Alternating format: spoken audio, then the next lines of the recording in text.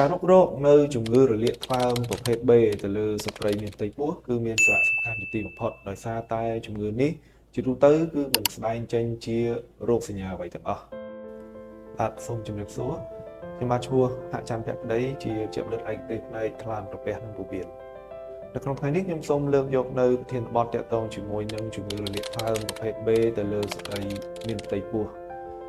យើងដឹងហើយថាជំងឺរលាកថ្លើមប្រភេទ B គឺជាជំងឺមួយដែលជាបញ្ហាសកលដែលបានឆក់យកជីវិតមនុស្សរាប់រយលាននាក់ដោយសារផលវិបាកនៃជំងឺមួយនេះជាក់ស្ដែងនៅក្នុងប្រទេសកម្ពុជាយើងគឺជាប្រទេសមួយដែលមានអត្រាប្រេវឡង់នៅជំងឺរលាកថ្លើមប្រភេទ B នេះខ្ពស់ហើយរបៀបនៃការចម្លងនៅជំងឺមួយនេះគឺតាមរយៈស្ត្រីមានផ្ទៃពោះឆ្លងទៅដល់កូនរបស់គាត់ឲ្យទៅនឹងកើតដូច្នេះហើយដើម្បីបង្ការនិងការពារគឺវាមានសារៈសំខាន់ជាទីបំផុតទៅលើស្ត្រីដែលគាត់មានផ្ទៃពោះដើម្បីរុករកនៅជំងឺមួយនេះឲ្យបានទាន់ពេលវេលាជៀសវាងនៅការឆ្លងទៅដល់កូនរបស់គាត់ក៏ដូចជាបានទទួលនៅ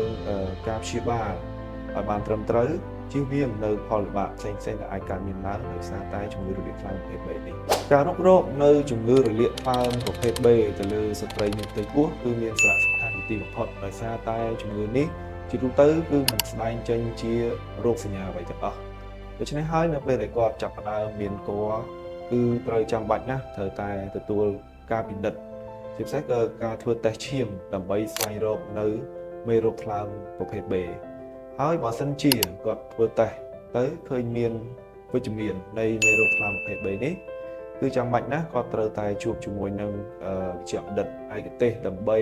ធ្វើការវាយតម្លៃបន្ថែមទាក់ទងជាមួយនឹងមេរោគថ្លើមប្រភេទ B នេះទាក់ទងជាមួយនឹងមុខងារថ្លើមរបស់អ្នកជំងឺ